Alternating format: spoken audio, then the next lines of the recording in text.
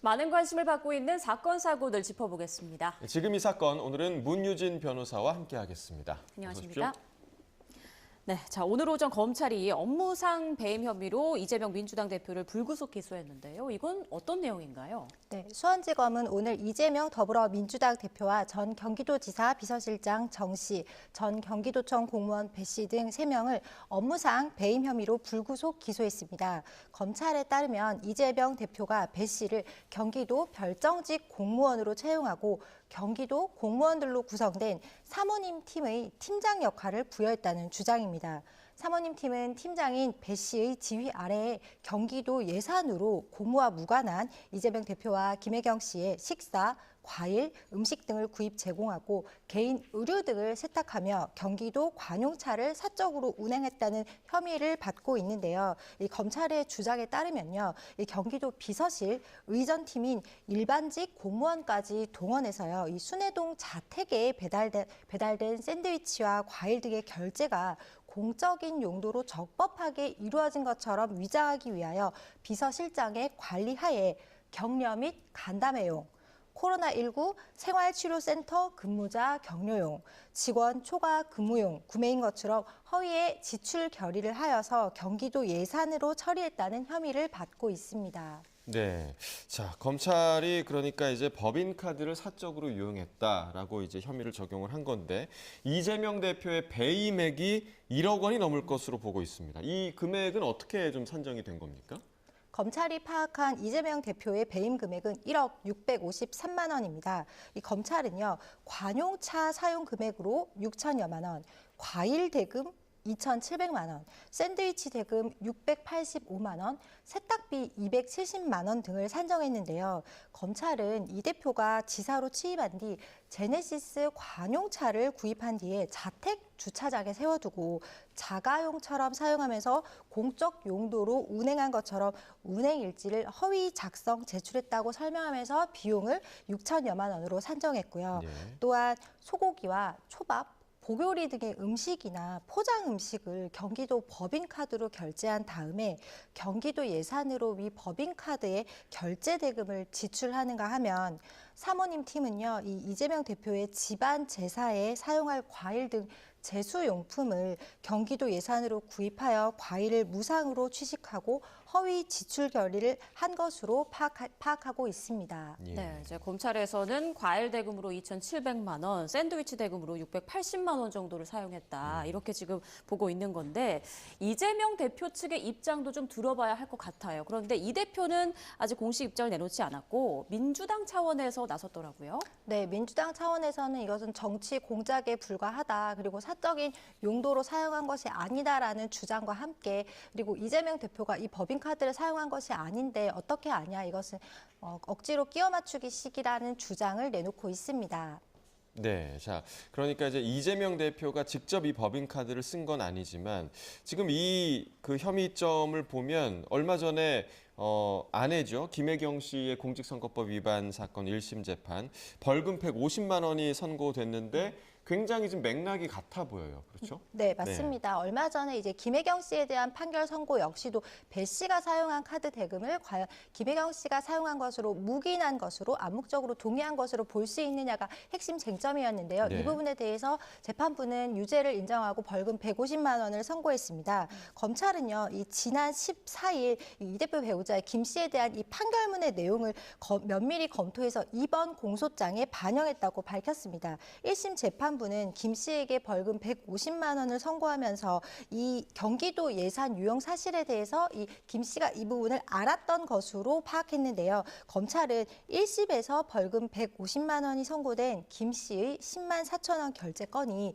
이번 법인카드 유용 사건의 축소판으로 근본적으로 혐의 증명 구조가 같다고 보고 있습니다. 이에 따라 1심 판결문을 세밀하게 분석해서 이번 공소장에 담은 것으로 전해졌는데요. 김 씨의 1심 재판부는 배 씨의 지시로 샌드위치, 과일 등이 이 대표의 자택으로 전달된 경위, 결제 전후에 조율된 정황 등을 살펴보면 종합했을 때 김 씨가 암묵적으로 이 카드 사용을 묵인했거나 용인했을 것으로 봄이 타당하다고 판단한 바 있는데요. 검찰은 선행 판결의 취지에 맞춰서 이 사건 역시도 이 대표가 직접 카드를 사용하지 않았더라도 이 대표가 지시했거나 인지했다는 직접 증거는 없지만 간접 사실과 정황 사실 등을 토대로 업무상 배임의 혐의를 입증하겠다고 하고 있습니다. 네. 이른바 검찰은 사모님 팀이 존재했다 이렇게 보고 있는 건데 그 법인카드 유용 혐의로 검찰에 넘겨진 김혜경 씨는 기소유예 처분을 받았더라고요. 그 배경은 어떻게 되나요? 이 업무상 배임과 관련하여 검찰은 이전에 이제 이재명 씨와 김혜경 씨를 소환해서 조사를 진행하려고 한 적이 있습니다. 그런데 이제 이재명 씨는 소환에 불응해서 끝내 출석하지 않았고요. 김혜경 씨는 지난 9월에 출석했으나 2시간 동안 이 전면 아무런 말을 하지 않고 조사를 거부한 채 돌아간 바 있습니다. 그럼에도 불구하고 검찰은 이 사건 관련자인 이 대표 부인 김혜경 씨에 대해서는 기소유예 처분을 했고요. 이 기소유예는 범죄 혐의는 유죄로 인정되지만 피해 정도나 범행 동기 등을 고려해서 재판을 회부하지 않는다라는 것입니다. 이 부분을 봤을 때는 검찰 입장에서는요, 이 김혜경 씨를 기소하지 않은 것은요, 이미 김 씨가 앞선 선행 판결에서 이 부분 축소판의 범행에 대해서 사실관계에 대해서 유죄로 인정받았을 뿐만 아니라 이 동일한 사실관계 유죄로 인정받은 이 부부를 모두 기소하는 것보다는 핵심적인 인물인 이 이재명 대표만 기소하는 것이 낫다는 판단이 있었을 것으로 보입니다. 하지만 검찰 조사에 있어서 김혜경 씨가 이 조사에 협조적이지는 않았던 것으로 보이는데요. 기소유예는 언제든지 검사가 유예 기소유예 처분을 취소하고 다시 기소를 할 수도 있기 때문에 향후 김혜경 씨가 재판 절차에서 증인으로 참석하든지 또는 어떻게 진술을 하느냐에 따라서 검찰은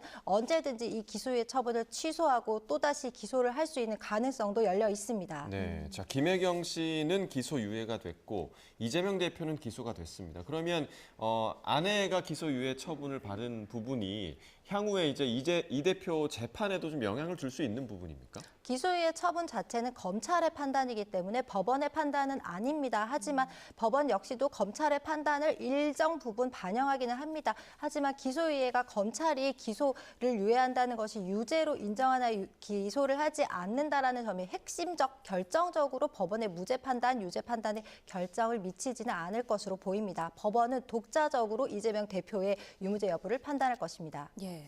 자, 오늘 이렇게 검찰이 이재명 대표를 불기소 기소하면서 이 대표 재판이 무려 5개로 이제 늘어나게 된 건데요. 이 재판들이 모두 동시에 진행되는 건가요? 앞으로의 과정은 어떨까요? 네, 오늘 검찰이 이제 경기도 이 법인카드 사적 유역 사건과 관련해서 이재명 더불어민주당 대표를 이제 재판에 넘기면서 총 5개가 됐는데요. 현재 이재명 대표는요, 이 중앙지방법원에만 총 3개의 사건이 있습니다.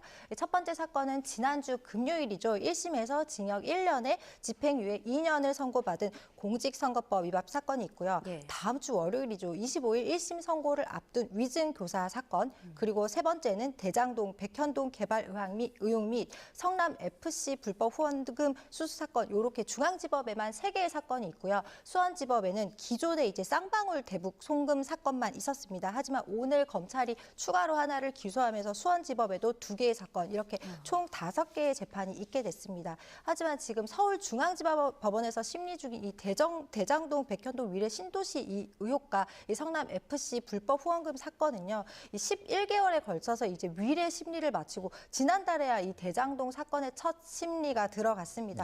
따라서 이 사안의 복잡성을 고려할 때 남은 심리를 마무리하고 1심 선고를 하기까지 몇 년이 걸릴 수 있을 것으로 보입니다. 쌍방울 대북 송금 사건 역시도요, 이 수원지법이 1심의 본격 시작에 앞서 준비 절차만 상당한 시간이 걸리고 있기 때문에 동시에 진행되긴 하겠지만 그 시차 또한 큰 차이가 벌어질 것으로 보입니다. 네, 자 그러면 그 나머지 그 원래 있었던 4개의 재판에 앞서서 오늘 또 새롭게 기소된 그 사안이 조금 더 재판이 더 일찍 이루어질 수도 있는 겁니까? 네, 그것은 충분히 가능합니다. 왜냐하면 사안 자체가 그렇게 복잡하지 않고 법인카드에 대해서 이미 어느 정도는 압수수색이 들어갔고 그다음에 그 외에 식당의 매출 전표 등도 압수수색이 다 끝난 상태에서 기소를 한 상태이고 이것은 사실관계의 다툼이 있다기보다는 법리적으로 이재명 대표가 이 사실을 인지했는지 여부를 판단하는 것이기 때문에 이 대장동이나 이런 사건에 비해서 증인들의 숫자나 이런 부분이 적기 때문에 때문에 조금 더 빠르게 진행될 수 있는 가능성도 충분히 열려 있습니다. 네,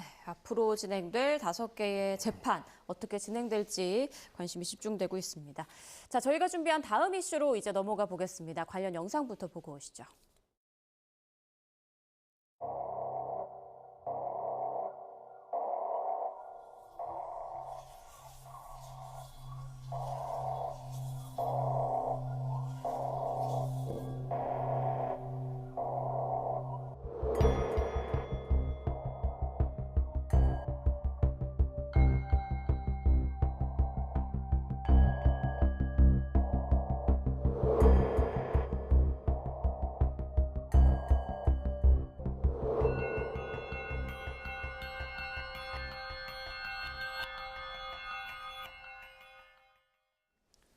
네, 수험생들과 학부모들의 관심이 집중되고 있는 사건이죠. 연세대의 내년도 수시 모집 자연계열 논술시험 유출 문제와 관련한 이의 신청 신문이 오늘 오후 5시부터 이제 열릴 예정입니다. 이게 지난달 12일에 있었던 그 논술시험 과정에서 불거진 문제죠? 네, 맞습니다. 연세대는 지난달 12일 자연계열 논술시험을 실시했습니다. 원래 시험은요, 이 같은 날 오후 2시부터 치러질 예정이었지만 이 한 고사장 감독관이 시험 시작시간을 2시가 아닌 오후 1시로 착각해서요. 오후 12시 55분쯤에 시험지를 배부한 것이 발단이 됐습니다. 문제지는 오후 1시 20분에 빠르게 회수하긴 했지만요. 문제는요. 시험 시작 전에 정사각형 4개 등분이 되는 직사각형 그림이 있다며 문항을 추측하는 온라인 게시글이 바로 올라왔는데 실제 1번 문항 도형도 동일하게 나온 것입니다. 이에 대해서 이제 시험을 본 수험생들이 이 주의적으로는 이미 본 논술 시험에 대한 효력 정지 가처분을 내고요. 이 재시험을 청구하는 예비적 가처분 신청을 냈는데 법원은 지난 15일 논술 시험에 대해서는 효력 정지 가처분 신청을 일부 인용했고요. 네. 다만 재시험 이행 청구에 대해서는 받아들이지 않았습니다.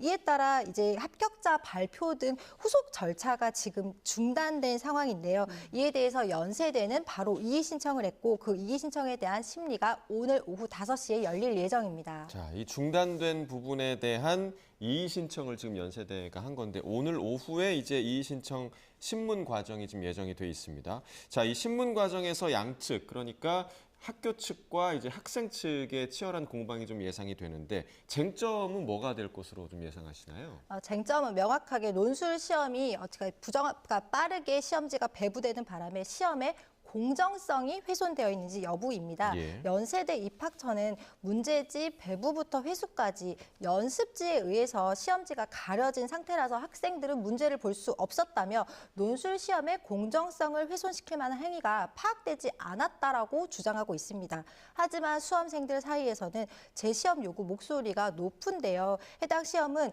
수능 최저 학력 기준이 없는 논술로만 뽑는 논술 100% 전형이라 문제 하나하나가 당락을 결정하는 데 중요했고 자연계열 논술 특성상 도형을 미리 아는 것이 상당히 유리했다는 이유에서인데요. 네. 모든 응시자가 같은 조건, 환경에서 시험을 보아야 공정성이 담보되는지 여부에 대한 쟁점입니다.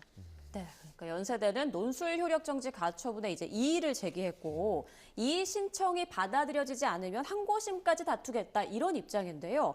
앞으로 재판부가 이의 신청을 받아들일 경우 그리고 받아들이지 않을 경우 향후 좀 과정을 어떻게 예상해 볼 수 있을까요? 보통 재판은 1심, 2심, 3심으로 신급을 달리해서 재판부가 달라지는데요. 가처분은 가처분 상대방이 불복하더라도 항고 2심에 앞서서 먼저 이의 신청을 해야 됩니다. 가처분 이의 신청은 보통 가처분 결정을 내린 같은 재판부가 다시 심리를 하게 되는데요. 이 재판부가 이의를 받아들이지 않으면 항고할 수 있습니다. 연세대 측은 가처분 결과가 난 당일에 재판부에 이의 신청서와 이의 신청에 대한 신속기일 지정 신청서를 제출했는데요. 이 신속기일 지정 신청서의 내용에 따르면 이 대학은요, 2025년 대학 입학 전형 기본 사항에 따라야 하고 거기에 따르면 12월 13일까지는 이 수시 모집 합격자 발표를 완료해야 되는 사정이 일정이 있기 때문에 예. 조금 빠르게 진행해달라는 사정입니다. 그래서 12월 13일까지 항고심 결정을 받도록 해달라는 것이 연세대 측의 사정 설명인데요. 보통 통상은 가처분의 경우에 법원에서 사건이 시간 순으로 접수되는 것에 따라서 접수번호가 부여되고 거기에 따라서 법원은 심리를 하게 되지만 가처분 같은 것은 긴급성을 다투는 재판이 많기 때문에 법원 같은 경우에도 이번 사안은 많은 수험생들의 이 자기의 합격 여부가 달려있는 만큼 조금 빠르게 기일을 지정해서 가처분 이의 신청에 대한 결과도 나오고 항고에 대한 결과도 나올 것으로 보입니다. 네, 학교가 정해놓은 학사 일정이 또 있기 때문에 그 부분을 맞춰야 되는 그 조급함이 저 연세대 측에서는 좀 느껴지고 있는데요. 그러니까 경찰이 논술 시험 문제지를 이제 아까 말씀하신 그 온라인에 유출한 그 작성자의 일부를 지금 특정했다고 전해지고 있는데 문제지 사진을 어떻게 입수했는지 또 왜 이걸 게시를 했는지 뭐 여러 가지 좀 조사할 게 좀 많아 보이는데요. 네, 맞습니다. 이 서울경찰청 공공범죄수사대는 이 온라인 커뮤니티죠. 이 DC 인사이드의 이 논술 시험 문제지 앞선 말씀드린 것과 같이 도형이 어떻게 게시되어 있는지 여부를 파악을 하면서 이제 작성자 IP 주소를 밝히면서 3명에 대한 신원을 특정했다고 밝혔습니다. 예. 이 앞서 연세대는 신원이 특정된 수험생 2명과 특정되지 않은 4명, 총 6명을 업무방해 혐의로 경찰에 고발을 한 바 있는데요. 이 경찰은 특정된 해당 게시자에게 문제지 사진을 입수한 경로와 게시 목적 등을 조사할 방침입니다. 이 문제지 사전 유출 같은 경우에는 문제지가 공개되기 전에 사전이 유출이 되게 되면 그런 경우 있잖아요. 학원 강사 등이 학교 측과 뒷구멍으로 이렇게 문제를 입수해서 그런 경우가 가끔 있었습니다. 3년 전에도 미국 SAT 시험 문제가 미리 선 공개되는 바람에 징역 3년의 실형을 선고받은 사례가 있었는데요. 이게 만약에 사전 공개가 되지 않은 상태에서 사전 유출 문제가 있었다면 실형이 선고될 수 있는 사안입니다. 하지만 이 사안은 이제 선생님 고사를 지내는 요 시험관의 실수로 인해서 미리 배부가 되는 바람에 아이들이 일부러 이걸 유출했다기보다는 이런 과정이 있었기 때문에 이런 점이 아마 충분히 고려해져서 업무 방해 입증 여부에 대해서도 공방이 치열할 것으로 예상됩니다. 그렇군요. 자, 그 시험 감독관 말씀하셨는데 이들에 대해서는 이미 참고인 조사가 이루어진 걸로 지금 전해지고 있거든요. 학교 측의 관리에 대한 수사는 어떻게 진행될까요? 이 부분에 대해서는 학교 측에서도 관리에 대한 법적 책임은 분명히 질 것으로 보입니다. 예. 하지만 앞으로 이 부분에 대해서 향후 수사가 이루어질 것으로 보이는데요. 이 선생님도 고의로 이 부분에 대해서 행해졌다고 보이지는 않습니다. 시험 감독관이 이렇게 중요한 시험을 2시 이전에 미리 고의로 했을 것으로 보이지는 않고 실수로 보이는데 우리 형법은요, 이 과실범에 대해서는 규정이 있는 경우에만 처벌하고 있기 때문에 해당 규정에 과실범 규정이 있는지를 따져서 그 부분에서 법적 책임을 물을 수 있을 것으로 보입니다. 네. 자, 법적으로는 이제 이후에 법원의 판단이 나오긴 하겠지만 연세대학교 입장에서는 이 사안을 도대체 어떻게 결론 지어야 할 것인가, 해당 시험을 어떻게 처리를 해서 어떤 학생들을 재시험을 할 것인지 뭘 할 것인지 이 부분에 대한 굉장히 고민이 클 것 같은데 좀 뾰족한 해법이 없지 않을까 싶은 생각도 좀 드는데요. 네, 맞습니다. 이 교육은 100년지 대계인데요. 이 청소년의 교육과 입시는요, 이 동서고금을 막론하고 정말 중요한 문제입니다. 더군다나 이 연세대와 같이 우리나라 중요 대학에서 입시 공정성 문제가 불거진 이상 이 문제는 반드시 해결돼야 되는 문제는 맞는 것 같습니다. 이 현 상황은요, 일률적으로 개시되어야 할 시험 시간 이전에, 시작 시간 이전에 일부 학생들에게 문제가 먼저 공개되고 더구나 인터넷 게시판에 업로드된 것으로 보이는 정황까지 드러난 이상 입시의 공정성이 어느 정도 해쳐졌다라고 봤기 때문에 재판부 입장에서도 수험생들의 가처분을 인용한 것으로 보입니다. 하지만 입시생들이 이제 본안에서 이 손해배상 청구를 할 수 있는지 여부는 별 문제인데요. 왜냐하면 이 가처분에서도 재판부가 이 재시험 이행 청구 가처분에 대해서 받아들이지 않은 것처럼 이 부분에 대해서는 이 연세대 측에 그러니까 연세대 측에도 대학의 재량권이라는 것이 있고 어떤 부분으로 이 문제를 해결할 것인지에 대한 이 고민이 담겨 있을 수밖에 없기 때문입니다. 왜냐하면 이 시험에 다른 학생들 중에 시험을 잘 본 학생들 같은 경우에는 많은 시간을 들여서 준비를 했을 것이고 자기는 시험을 잘 봤는데 모두가 재시험을 봐서 만약에 시험을 못 보게 된다면 또 다른 공정성 문제가 불거질 수 있기 때문입니다. 따라서 이런 부분에는 민사적으로 사실 징벌적 손해배상 손해배상이 도입되어야 되는 게 아닌가라는 얘기가 나오고 있는데요. 연세대 측이 뭐 이런 부분에 대해서 근소한 합불 차이를 보이는 학생들에 한해서 재시험을 본다든지 또는 어떤 부분에 대해서 징벌적 손해배상으로 합의금을 조금 합의 여부를 진행을 해본다든지 이런 부분으로 좀 다양한 방법을 모색해야 될 문제는 맞는 것 같고 비단 연세대뿐만 아니라 우리나라 모든 학생들이 이 대학 입시에 매달리고 있는 만큼 순조롭게 잘 해결됐으면 좋겠습니다. 네. 네. 자, 다음 주제로 바로 넘어가 보겠습니다. 준비된 영상부터 보고 이야기 이어가겠습니다.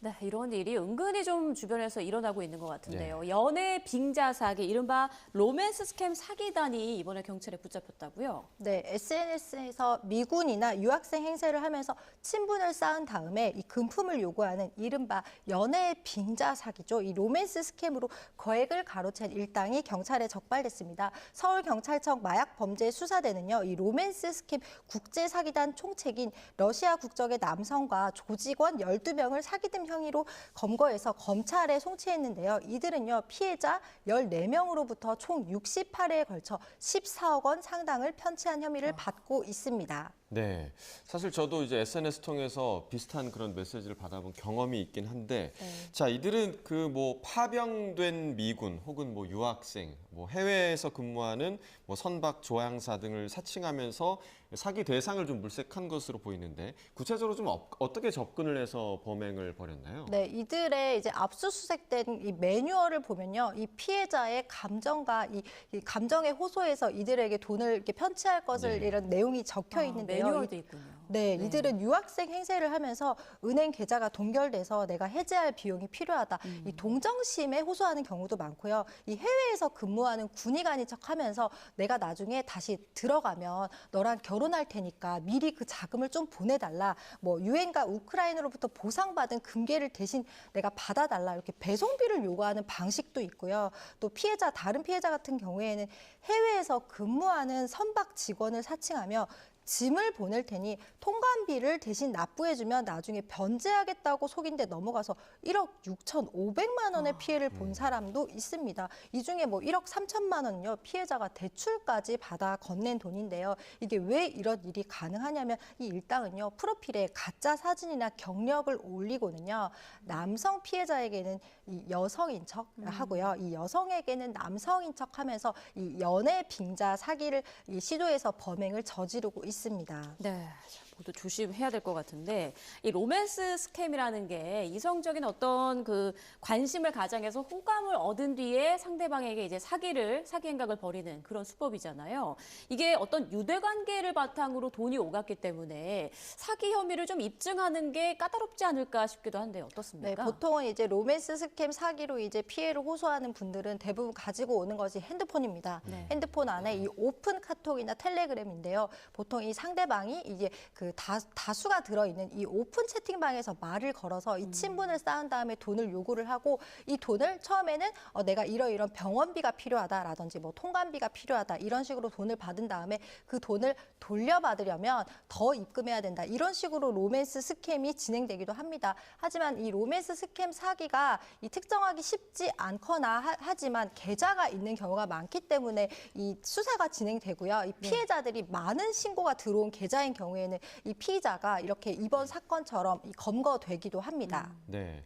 자, 뭐 유사한 그런 피해 신고가 좀 계속되고 있기 때문에 경찰이 로맨스 스캠의 피해를 집계를 해봤는데 지금 보니까 굉장히 상당합니다. 약 450억 원에 달한다고 하는데 그런데 이제 로맨스 스캠이다 보니까 뭔가 이거를 밝히기도 좀 꺼려지는 부분이 있고 신고를 하기 꺼려지는 부분이 있는 사람들이 좀 많을 것 같아서 왠지 피해액이 더 많을 것 같기도 한데요. 네, 맞습니다. 이 로맨스 스캠의 범행 특성상 피해자들이 신고를 다소 꺼리는 경향이 있어서 실제 피해 건수는 더 많을 것으로 보이는데요. 예. 이 2월부터 집계된 피해 규모는요. 이 경찰청에서 밝힌 바에 따르면 상반기에 피해 건수가 628건, 피해액은 약 454억 원에 이릅니다. 예. 이 로맨스 스캠의 특징은요. 건수 대비 피해 액수가 크다는 것입니다. 관계를 기반으로 한 사기 행위이기 때문인데요. 이 단순히 계산해 보면 이 상반기에만 한 건당 평균 7,200만 원의 피해가 발생했다고 볼 수 있습니다. 따라서 이 로맨스 스캠 자체도 이제 어느 정도의 보이스피싱과 같이 사기 유형으로 규정 짓고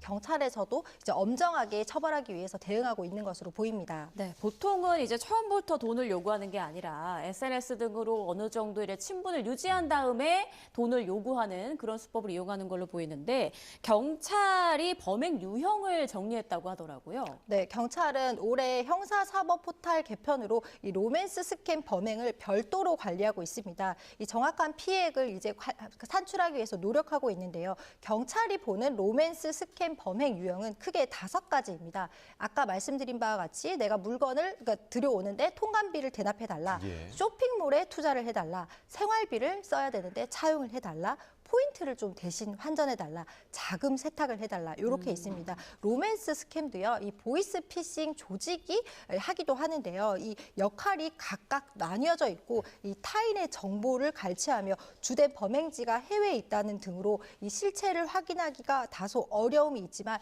여러분들께서 피해자분께서 신고를 할수록 그 정보가 모여서 피의자들을 검거하는 데 조금 더 도움이 될 것으로 보입니다. 네. 자, 이런 그 로맨스 스캠 사기에 걸려들지 않기 위해서는 어떤 점을 좀 주의해야 하는 겁니까? 일단 SNS에요. 자기의 개인정보를 과도하게 노출하지 말고요. 이 비대면으로 자기에게 접근하는 사람에게 이 대화하는 사람이 인간적으로 나눌 수 있잖아요. 하지만 돈을 보내라. 내 통장에서 돈이 나가는 것에 대한 주의만 하시면 되겠습니다. 네. 또한 메신저를 보내온 이 링크는요. 이 악성 프로그램 설치 유도하는 가능성이 있어서 접속하지 마시고요. 온라인에서 송금만 하지 않으시면 이 로맨스 스킴에 대한 사기 피해는 충분히 막을 수 있는 가장 중요한 해결책이 될 것 같습니다. 네, 온라인에서 돈 얘기하는 사람 주의해라라는 말씀 해주셨습니다. 자, 저희가 준비한 마지막 주제로 넘어가 보겠습니다. 준비된 영상 보고 오시죠.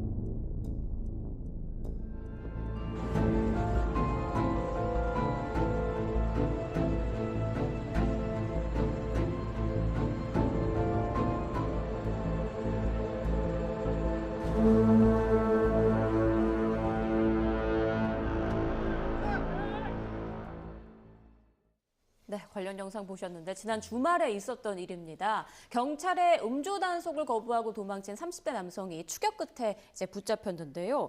만취 상태로 20km 거리를 불과 15분 만에 돌파했다고 하더라고요. 네, 이 남성은요, 이 새벽 0시 55분쯤에서 경기 시흥시 한 도로에서 경찰의 음주 단속에 불응하기 시작했습니다. 이 음주 단속에 불응하다가 자신의 승용차를 몰고 약 20km 정도를 운전해서 달아난 혐의를 받고 있는데요. A씨는 도주 과정에서 주차되어 있던 1톤 트럭 한 대와 부딪히기도 했습니다. 추적에 나선 경찰은요, 약 15분 만에 20km 떨어진 이 시흥이 아닌 인천 논현동의 한 도로에서 A씨를 체포했습니다. A씨는 검거를 위해 경찰차 2대가 차량 앞뒤로 가로막자 후진해서 도주를 시도하던 중 경찰차 한 대를 충돌하기도 한 것으로 전해졌습니다. 네, 참 지금 여러 사고를 저질렀는데 지금 저희가 영상에서 보셨다시피 지금 경찰차에 둘러싸여 있는데도 나오지 않고 굉장히 오랜 시간을 버틴 것으로 보입니다. 나와서도 꿈쩍 않는 그런 모습을 보이는데 이 운전자 구속이 됐죠. 어떤 혐의가 적용이 됐나요? 네, 이 경찰은요, 이 도로교통법상 난폭 운전, 신호 위반, 음주 측정 거부 등의 혐의로 조사 중인데요. 이 추가로 공무집행 방해 혐의도 입건될 수 있을 것으로 보입니다. 사실 지금 11월이고 이제 연말연시를 앞두고 있기 때문에 그래서 이제 경찰이 전국 각지에서 음주운전 단속을 강화한다는 좀 계획을 발표했더라고요. 네, 맞습니다. 이제 연말 연시가 다가오면 이제 음주를 하고 운전을 하게 되는 경우가 있는데요. 이 경찰은요, 이 내년 1월부터 3월까지 음주, 마약 운전 특별 단속을 시행한다고 합니다. 이 술을 마셨다면 절대 운전대를 잡아야 하지 말라면서 시민들의 협조를 당부했는데요. 이 마약 운전으로 의심이 가면 간이 마약 검사도 시행할 예정입니다. 또한 지금 지난달 개정된 도로교통법에 따르면요, 이 최근 5년 내에 2차례 이상 음주운전으로 면허가 취소된 운전자는요, 이 상습 음주 운전자에 해당해서 음주운전 방지자치 부착을 의무화하고 있는데요. 이 음주 측정기에 숨을 불어넣어 알코올 측정이 되지 않을 때만 차의 시동이 걸리는 장치입니다. 네. 자, 정말 술 한 방울이라도 마셨다면 1초도 운전을 해서는 안 된다는 점 다시 한번 명심을 해야겠습니다. 지금까지 문유진 변호사와 함께 주요 이슈들 살펴봤습니다. 고맙습니다.